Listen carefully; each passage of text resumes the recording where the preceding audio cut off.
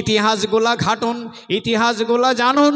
যে জাতি ইতিহাস জানে না ওই জাতিকে কিন্তু আমাদের এই নদিয়া জেলার একজন রত্ন ছিলেন, যার আপনার বাদৌলতে আজকে খোশবাগ মাদ্রাসা আমরা দেখতে পাচ্ছি। ওনার এই কথাটা আমার মনে থাকবে যতদিন বাঁচব। উনি বলেছেন, যে জাতি নিজের ইতিহাস জানে না সে জাতি মরার মরা, মরার মরা, ত্রিপল মরা বলেছেন। কি বুঝলেন?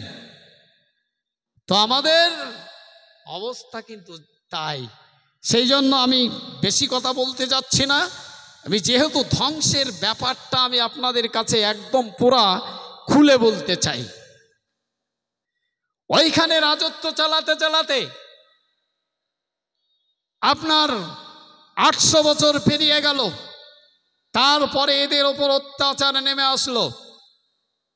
711 থেকে নিয়ে আপনার 1492 সাল পর্যন্ত যিনি শেষ আপনার ছিলেন, শাসক ছিলেন, তার নাম আবু আবদুল্লাহ।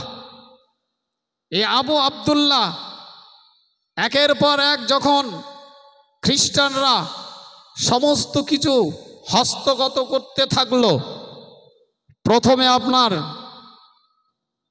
একের পর এক শহর নিতে নিতে কর্ডোভা এবং শেষ পর গ্রানাডা, এই গ্রানাডার ভিতরে থেকে আবু আবদুল্লাহ দীর্ঘ 200 বছর ধরেও আপনার স্পেনকে শাসন করেছেন।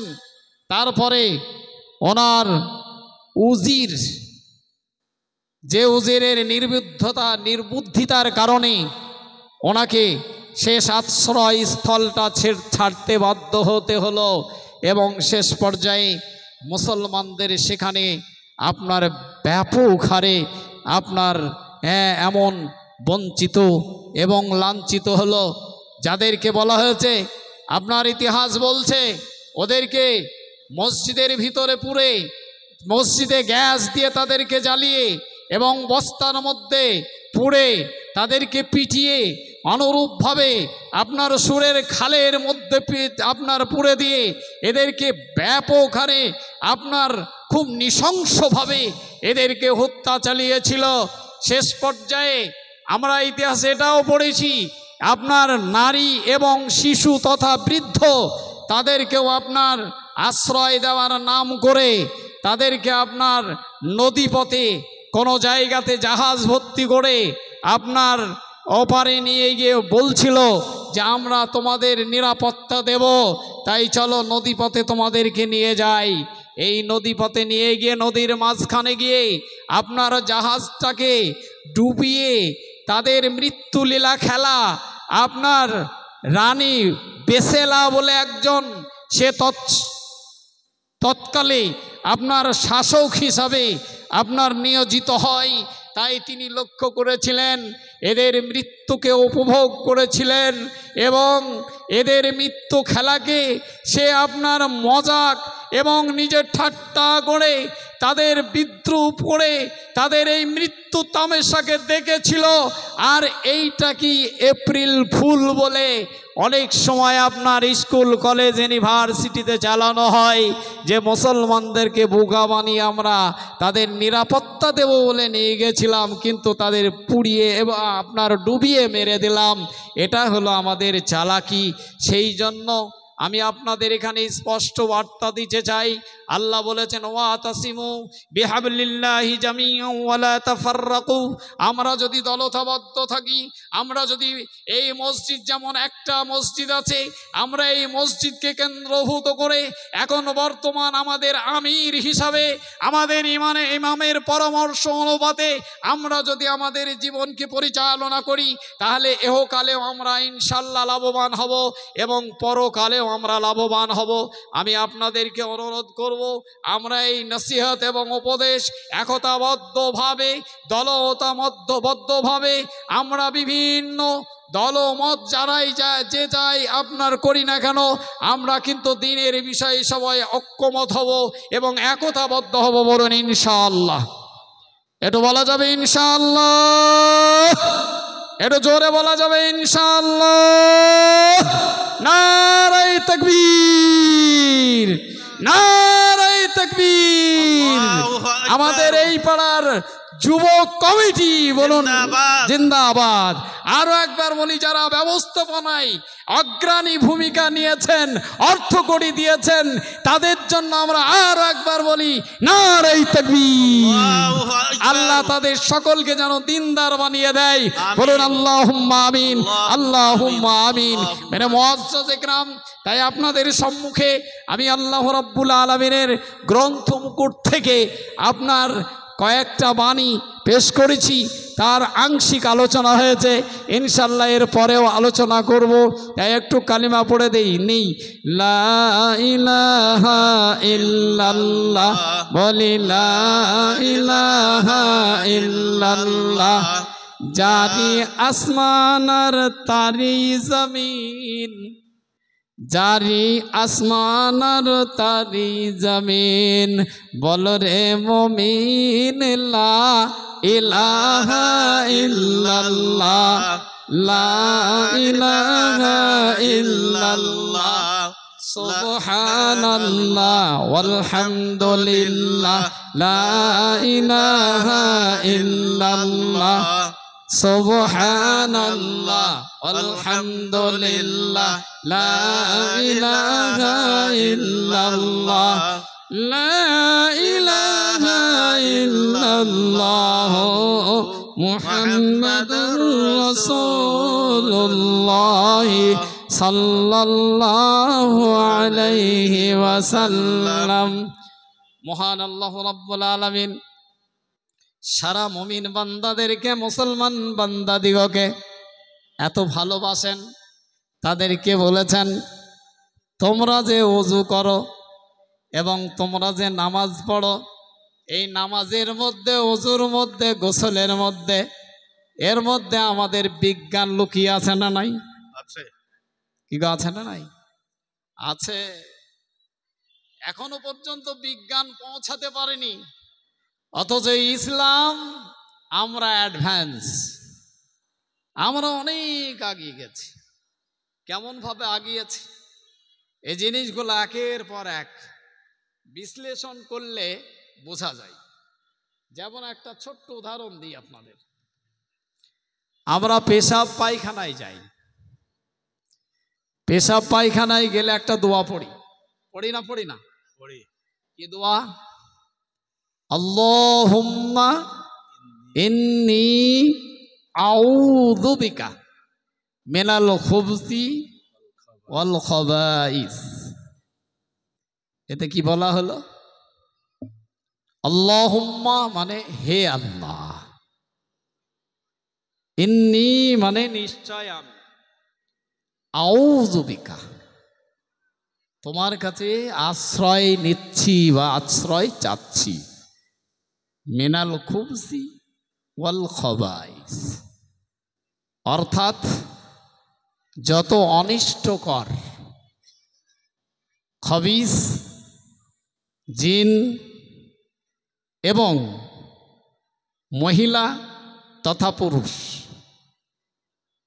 অল্প অথবা বেশি, তাদের কাছ থেকে আমরা কি চাচ্ছি?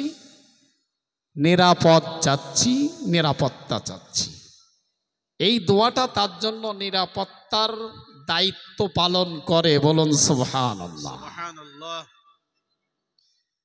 আমার আপনার মায়েরা দেখবেন অনেক ক্ষেত্রে তাদেরকে যখন রক্তশূন্যতা দেখা দেয়, অথবা অনেক ক্ষেত্রে জেনে বা ভূতে পেয়েছে বলে, বলে না? বলে না? তারা কিন্তু বলে দেখবেন অমুক জায়গাতে বসে পেশাব করেছিলাম, অমুক জায়গাতে বসে পায়খানা করেছিলাম, যার কারণে এইটা, অর্থাৎ জেনে ধরেছে। কি শুনতে পেয়েছেন না পাননি? এটা দয়ার নবী হযরত মুহাম্মদুর রাসূলুল্লাহ সাল্লাল্লাহু আলাইহি ওয়াসাল্লাম তিনি আগেই ভাগে বলে দিয়েছেন যে মানুষের এই ধরনের অনেক বাতিক ঘটতে পারে, দেখা দিতে পারে। সেই কারণেই তিনি বলেছেন, হে মুসলমান বান্দা বান্দি, তোমরা যখনই পেশাবখানাতে যাবে অথবা পায়খানাতে যাবে, তখন বিজ্ঞানসম্মত বিজ্ঞান যদিও এখন মানছে না, তবে কিছুদিন এমন একটা সময় আসবে খুব তাড়াতাড়ি মানতে শুরু করে দেবে। যেমন মুসলমানিটা এমন একটা দিন ছিল, সেদিন কিন্তু মানে নাই। এখন বলছে মুসলমানি করলে বিভিন্ন রকম উপকার হয়, আর যত রকমের আপনার রোগ আছে রোগ থেকে মুক্তি পায়। বলুন সুবহানাল্লাহ। বিজ্ঞান বলছে না? বলছে না? কিন্তু ইসলাম কতদিন আগে বলেছে? অনেক 1400 বছর পূর্বে আগে নবীজি সাল্লাল্লাহু আলাইহি সাল্লাম, তথা আপনার যদি বলা যায় হাজার হাজার বছর পূর্বে হযরত ইব্রাহিম আলাইহিস সালাতু সাল্লাম, তার সুন্নত হলো আপনার এই মুসলমানি। তার মানে আজ হাজার হাজার বছর আগে বিজ্ঞান যেটা আবিষ্কার করতে পারে নাই, নবীজি সাল্লাল্লাহু আলাইহি সাল্লাম তিনি প্রচারক হিসাবে সারা আপনার বিশ্বের বুকে জ্ঞানী গুণীদের কাছে গৌড মেসেজ দিয়ে গেলেন এবং বলে গেলেন, হে বিশ্বের মুসলমানেরা, তোমাদের জন্য কোনো রকমের সে কি বলবো, তোমাদের মধ্যে তোমরা যেন কখনোই নিজেদেরকে দুর্বল ভেবো না। তোমরা তোমাদেরকে একেবারে পরিপূর্ণ অপদার্থ তোমরা ভেবো না। তোমরা জেনে রেখে দিও, সারা বিশ্বের বুকে তোমরা মাথা উঁচু করে থাকবে এবং তোমাদের মাথা কখনো কেউ ভুলণ্ডিত করতে পারবে না। তোমাদের মাথা উঁচুই থাকবে যদি তোমরা কোরআন এবং হাদিসকে আঁকড়ে ধরতে পারো। বলুন সুবহানাল্লাহ। সেই জন্য যে কোরআন এবং হাদিস আমাদেরকে এত দূর পর্যন্ত শিক্ষা দেয়, আমি আপনাদেরকে মনে করিয়ে দিতে চাই, যখন সারা বিশ্বকে গ্রাস করেছিল আপনার করোনা ভাইরাসে, কত সালে? 2020 থেকে নাকি? 2020 থেকে সারা বিশ্বকে করোনা ভাইরাসে গ্রাস করেছিল। চীন সরকার এবং ইংল্যান্ড দু জায়গাতে যথেষ্ট আপনার কি করা হয়েছিল, নামাজি এবং কোরআনওয়ালাদের উপরে গবেষণা করা হয়েছিল। উইঘুর মুসলমান আপনার 20 লক্ষ মুসলমানদেরকে চীন সরকার আপনার বন্দি করে রেখেছে, এটা আপনাদের জানা আছে? বন্দি করে রেখেছে, তাদের উপরে গবেষণা করা হয়েছিল। কিন্তু তারা যে অবস্থায় আছে সেটা খুব করুণ অবস্থা। কথা ঠিক না বেঠিক? ঠিক। বন্দি অবস্থায় থাকলে সে কি ভালো খাবার পায় না, ভালো পোশাক পায় না, ভালো জায়গা পায়? ভালো জায়গাও নেই, ভালো পোশাকও নেই। সকলেই মনে করলো এরা নামাজি, এরা কালিমাওয়ালা, এরা কোরআন পড়ে, হয়তো সব থেকে বেশি ভাইরাস যদি থাকে কাদের কাছে থাকবে? এদের কাছেই থাকবে। আল্লাহ বললেন, আমি যা চাইব সেটা হবে, তোরা যা চাইবি তা কখনোই হবে না। আমি আল্লাহ যেটা করতে চাই সেটা তোদের গুলি বন্দুক এবং বিভিন্ন রকম যত অ্যাটম বম থাক আর যতই তোদের কাছে হাতিয়ার থাক, ওই হাতিয়ারের দ্বারাই তোরা কিছু করতে পারবি না। আমি আল্লাহ যে নির্দেশ দেব সেটা হবে। হাজার হাজার মুসলমানদের উপরে গবেষণা করে গবেষণার ফল দাঁড়ালো শূন্য। আপনার 25,000 মুসলমানদের উপরে গবেষণা করা হলো ইংল্যান্ডে। সেখানে আপনার কোরআন হাদিস যারা আপনার স্পর্শ পেয়েছে, এই পবিত্রতা তাদের আছে না নাই? আছে।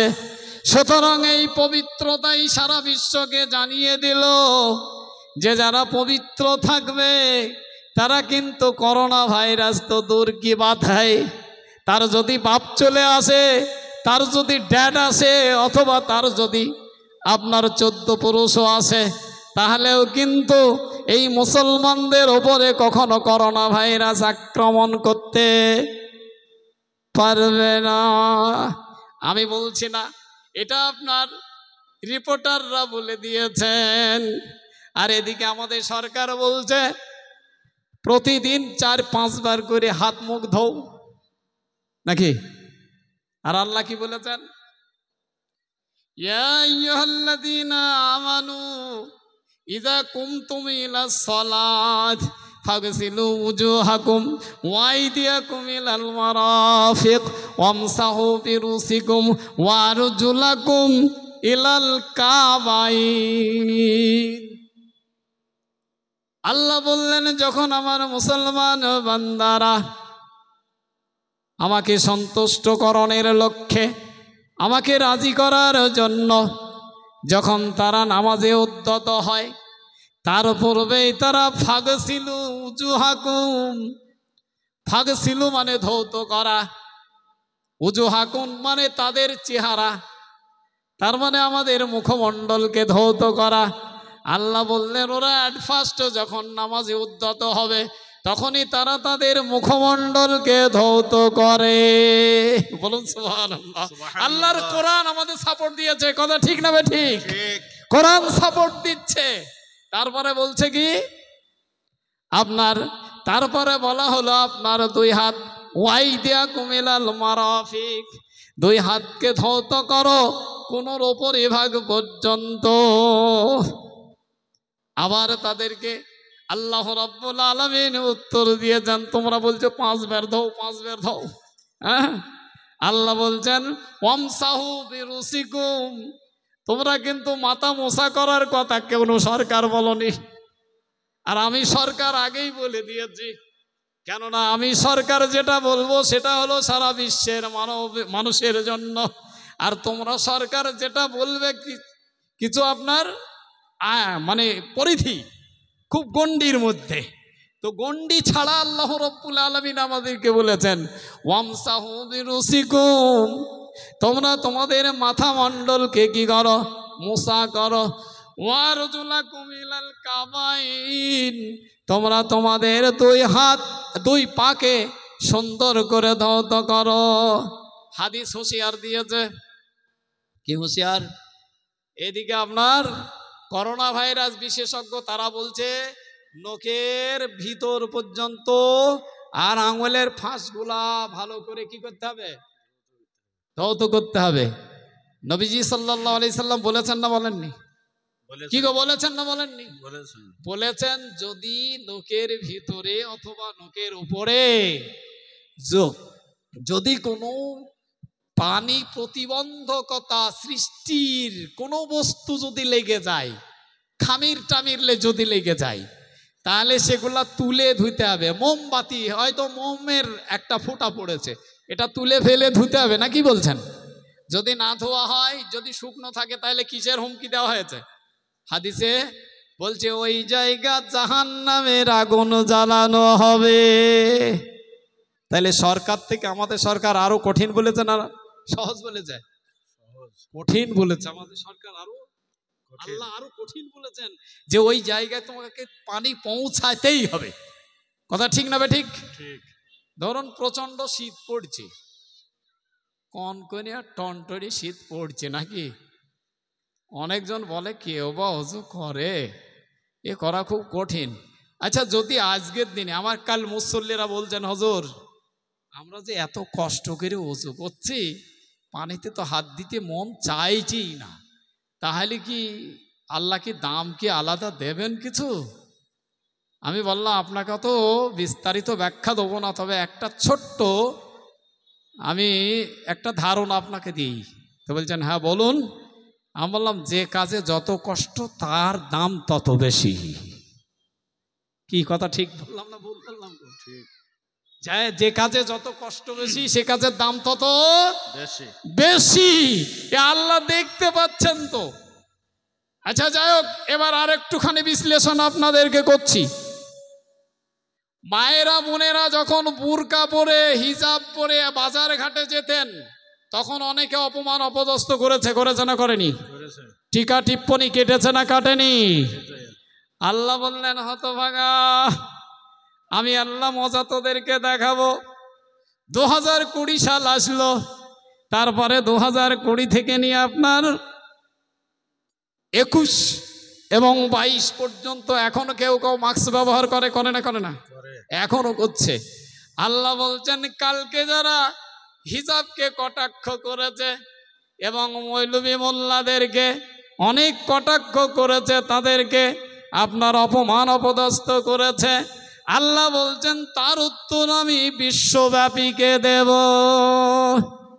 আল্লাহ কি করলেন? একদিন নাই, দুদিন নাই, যে হিন্দু মহিলা, যে আমার বাড়ির পাশের একজন বোন এবং আমাদের বাজারে একসাথে বাজার করি, যিনি কালকে আমাদের মায়েদের বোনেদের টিকা টিপ্পনি কেটেছেন, কালকে যখন করোনা ভাইরাস আসলো তখন দেখা গেল আমার আপনার মায়েরা অনেকটা মুখটা আপনার আলগা রেখেছে এবং কিছু কিছু অঙ্গ হাতের আপনার কবজি পর্যন্ত আলগা, কিন্তু তারা আপনার আপাদ মস্তক সব আপনার বোরকা পরা মতো হয়েছে। তাদেরকে আপনার ওই সময় যদি অনেকে মুসলমানরা এটাও বলেছেন, কি ব্যাপার, কালকে আমাদের মুসলমান মায়েদের বোনেদেরকে নিয়ে তোমরা কটাক্ষ করেছিলে, আজকে কেন সেই বুরকার মতো তোমরা একটা নাই দুটো নাই, একটা খোলার পরে দেখা যাচ্ছে আর একটা, আর একটা খোলার পরে দেখা যাচ্ছে আর একটা, আর একটার পরে আর একটা। বলছে এত কেন? বলছে বুঝতে পারছো না বিশ্বে কি চলছে? বলছে কি চলছে? এ তো কিছুই নাই। বলছে তুমি জানো না, বুঝবা না। এর আগে মুসলিম মায়েদের বোনেদের বলেছে তোরা একেবারে আনাড়ি, যে অপদার্থ, তোদের কোনো জ্ঞান বলতে কিচ্ছু নেই। এখন তেনারাও জ্ঞান হারিয়ে বসেছিলেন। কথাটা বাস্তব না অবাস্তব? আল্লাহ বললেন আমি সব কিছু পারি, কে কি করছো আর কে কি বলছো এ আমার ফেরেশতারা নোট করে রেখে দিচ্ছে, পরে তোমাদের এর উত্তরটা ঠিক জায়গায় বসে দেব। আমার আপনার আল্লাহ দিতে পারেন না? পারেন না? এ দেওয়ার জন্য তৈরি আছে না নাই? আমরা সকলে একতাবদ্ধ হয়ে ইনশাআল্লাহ ইনশাআল্লাহ 5 ওয়াক্ত নামাজের পাবন্দি হয়ে আল্লাহ রাব্বুল আলামিনের কাছে আমরা কর জোরে 2 হাত তুলে আল্লাহর কাছে প্রার্থনা করব, আল্লাহ তুমি আমাদেরকে পৃথিবীর বুকে মান এবং ইজ্জতের সঙ্গে বেঁচে থাকার পথ দাও, যাতে আমরা ইজ্জতের সঙ্গে বেঁচে থাকতে পারি, মান সম্মানের সঙ্গে বেঁচে থাকতে পারি। আল্লাহ বলছেন বিজ্ঞান কি বলবে তার আগে তোমাদের জ্ঞান আমি দিয়েছি এবং হাদিস তোমাদের সামনে আছে, তোমরা হাদিসকে ফলো করো তাহলে বিজ্ঞান পেয়ে যাবে, কোরআনকে ফলো করো তাহলে তোমরা বিজ্ঞান পেয়ে যাবে।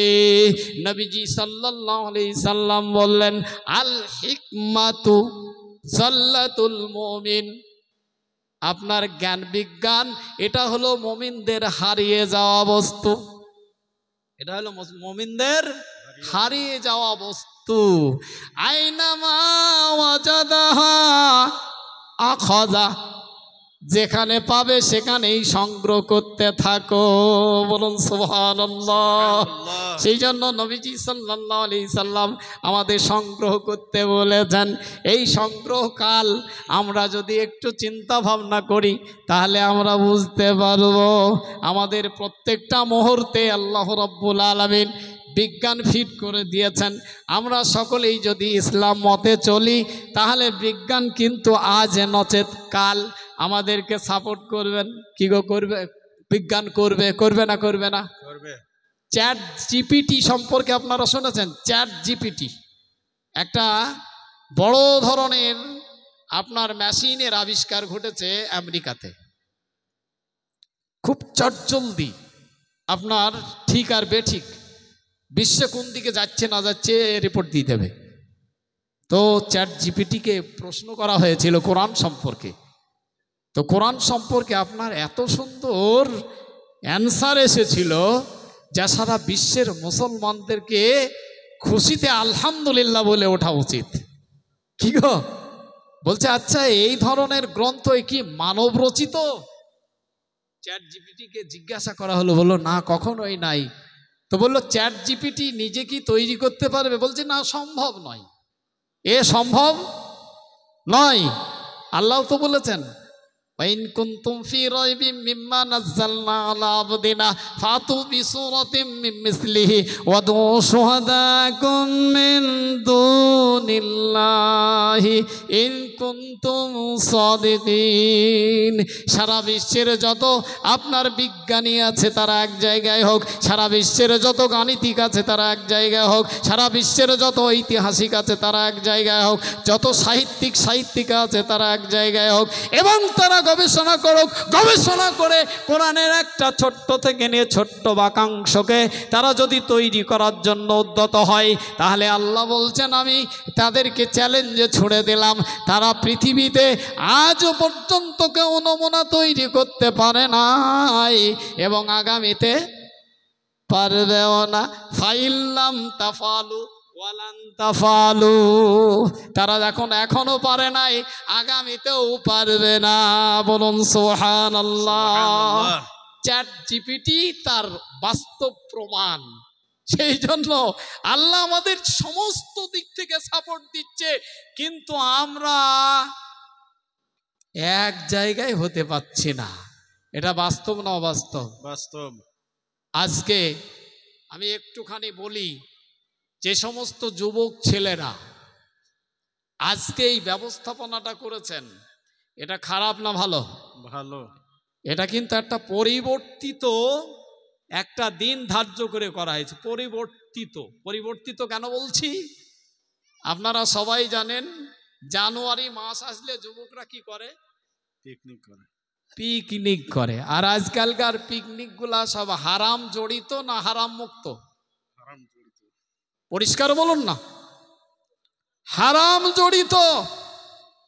আর তারা যে বক্সের ব্যবস্থা করে, সেই বক্স যখন মসজিদের কাছে আসে, এমনি তো মানুষের সেই বাংলাদেশের গানের মতো বুকটা ফাইটা যায়, নাকি বলছেন? হ্যাঁ, ওটা যদিও খারাপ, আমি বলছি না ভালো, তবে আমাদের কাছ থেকে যে দিয়ে যখন আপনার ওই বক্স বাজতে বাজতে যায়, তখন বুকটা কি করে? বাস্তব কথা বলুন, দড়াম দড়াম করে না? করে না? মনে হবে যেন ফেটে যাচ্ছে।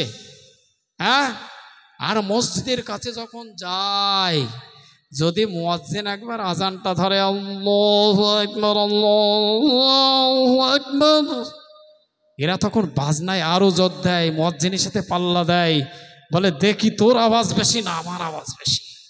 একেবারে যত সাউন্ড আছে সম্পূর্ণ সাউন্ড একেবারে আপনার মুয়াজ্জিনের ওপর দিয়ে চালিয়ে দেয়। মনে হয় যেন মসজিদ আপনার শুধু আপনার সেই ছেলেরা নাচে না, এদিকে মসজিদের চার প্রান্ত যেন আপনার ধিলাক ধিলাক করে নাচতে শুরু করে। তাতে যদি মুসল্লি নামাজি থাকে, সে মুসল্লি নামাজরত অবস্থাতেও নাচতে থাকে। কথাটা বাস্তব না অবাস্তব? তাই বলুন। লজ্জার কথা। সেই দিকে লক্ষ্য করে এত বড় একটা সমাগম, মানে জনসমাবেশের একটা ব্যবস্থা যিনারা করেছেন, আমি মনে করি নবীজি সাল্লাল্লাহু আলাইহি সাল্লামের সময়কালে যখন সাহাবা রাদিয়াল্লাহু তাআলা আনহুমদের যুদ্ধর ময়দানে যখন পদার্পণ করতেন, তখন নিজের কেউ কচি সন্তানদেরকেও তাদের হাতে সুপুর্দ করে দিতেন। কিভাবে? যে হে আল্লাহর বান্দা, আমার এই সন্তানটাকে আপনি নিয়ে যান, যদি আপনার কাজে সাহায্য হয়, কেউ যদি আপনাকে ফালা মারে, তীর মারে, আমার এই সন্তানকে দিয়ে যেন ঢাল বানানো হয়। দিন যদি বিজয় লাভ করে, কোরআন যদি বিজয় লাভ করে, নামাজ যদি বিজয়ী হয়ে যায়, আজান যদি বিজয় লাভ করে, আমি কাল কিয়ামতের মাঠে আল্লাহর কাছে গিয়ে বলবো, আল্লাহ আমার সেই অমুক বাচ্চা, আমার আব্দুল্লাহ অথবা আব্দুল সালাম, আব্দুল গফফার কচি বাচ্চা ছিল, কিন্তু আমি দিনের খাতিরে, কোরআনের খাতিরে, নবীজি সাল্লাল্লাহু আলাইহি ওয়াসাল্লামের খাতিরে আমার সন্তানকে আমি সুপর্দ করেছিলাম যেন ঢাল হিসাবে ব্যবহার করা হয়।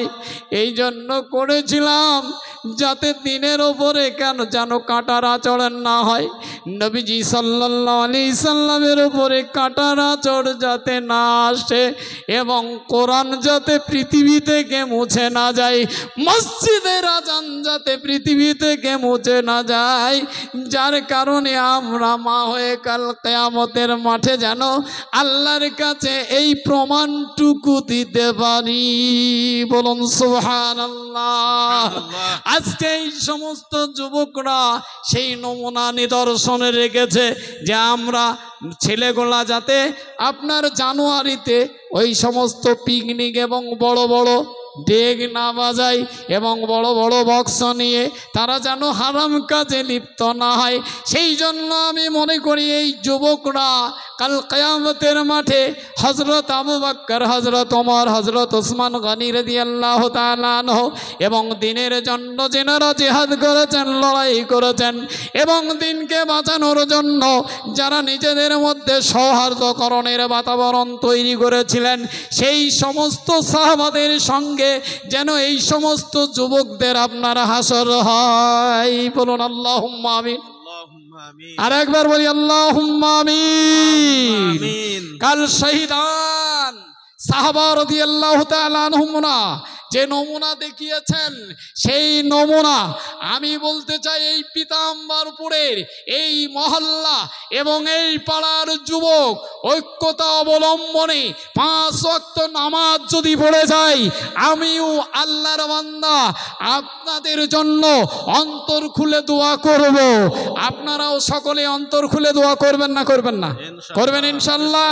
আল্লাহ আমাদের সকলকে সে তৌফিক দান করুক এবং সকলে আমরা একতাবদ্ধভাবে, এখন বর্তমান পরিস্থিতি, ভারতের পরিস্থিতিও যে খুব ভালো সেটা বলা যাবে না এবং সারা ওয়ার্ল্ডের পরিস্থিতি ভালো নয়, তবে একটা ভালো দিক আমি বলবো, সেটা হলো মুসলমানদের ঐক্যবদ্ধ হওয়ার একটা বাতাবরণ, পরিস্থিতি তৈরি হচ্ছে। ওদিকে সবাই একতা অবলম্বন করার জন্য চেষ্টা করছে, আর আমরা যদি দ্বন্দ্ব বাঁধিয়ে দিই তাহলে ক্ষতিটা আমাদের হবে নাকি আমাদের বিপরীত পক্ষ যারা আছে তাদের হবে? আমাদের হবে। আমরা সকলে ঐক্যবদ্ধ হবে ইনশাআল্লাহ। আচ্ছা, লাস্টে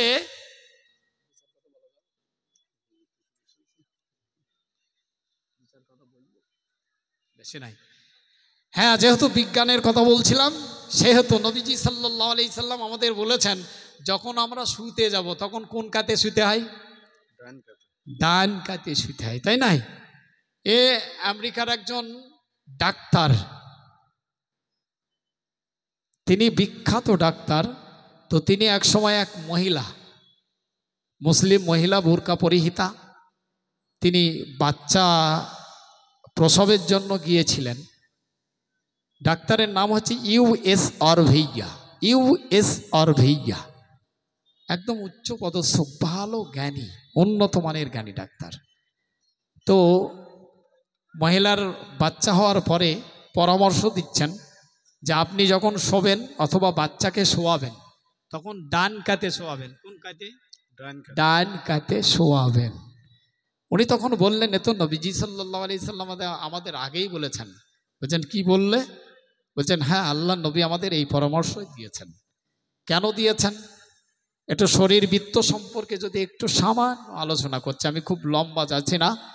যেহেতু আমাদের হার্ট এটা অবস্থিত আপনার বাম সাইডে, অনুরূপভাবে স্টমাক আপনার পাকস্থলী এটা অবস্থিত আপনার ডান সাইডে। তো এবার খাদ্য নালীর দুটো ছিদ্র আছে, বিজ্ঞানের কথা বলছি, দুটো ছিদ্র। একটা হচ্ছে আপনার কার্ডিয়াক ছিদ্র, আর একটা হচ্ছে পাইলোরিক ছিদ্র। এই কার্ডিয়াক ছিদ্র এটা আপনার ওই পাকস্থলীতে খাদ্য নালী থেকে আপনার সরাসরি খাবার পৌঁছে দেয়। এটাও কিন্তু আপনার অবস্থিত বাম সাইডে। আর একটা আছে যেটা পাইলোরিক ছিদ্র বলা হচ্ছে, ওটা কিন্তু আপনার ডান সাইডে অবস্থিত। তবে খাদ্যকে পরিপাকের পরে অন্ত্রে, তার মানে একদম সামান্য যে সমস্ত নাড়িতে খাবার যায়, সেই খাবারটা পাক শেষে পৌঁছে দেয়। তো বিজ্ঞান বলছে এই কারণেই সম্ভবত যাতে চাপ না পড়ে, ওগুলো তো এক একটা যন্ত্র, ওর উপরে যেন চাপ না পড়ে, যার কারণে নবীজি সাল্লাল্লাহু আলাইহি সাল্লাম ডান কাতে শোয়ার পরামর্শ দিয়েছেন। বলুন সুবহানাল্লাহ। আজ বিজ্ঞান মানছে। আমরা শুধু বেঁচে থেকে নাই, যখন কোনো মানুষ মারা যায় তখন কোন কাতে শোয়াই? ডান কাতে। তার মানে মরে গেলেও বিজ্ঞান আমাদের সাথেই থাকছে। কথা ঠিক না ঠিক? যাই হোক, যারা কোরআন মানবে তারা বিজ্ঞান মানবে, যারা ইসলাম মানবে তারা বিজ্ঞান মানবে ইনশাআল্লাহ। আজকে আমাদের এই যুবক ভাইরা কতটা বিজ্ঞানের প্রেমিক হয়েছে নামাজে বোঝা যাবে আর ওযুতে বোঝা যাবে ইনশাআল্লাহ। আল্লাহ আমাদের সকলকে হেফাজত করুক এবং আপনাদের সকলকে কবুল করুন এবং আপনাদের এই সমাবেশকে কবুল করুন।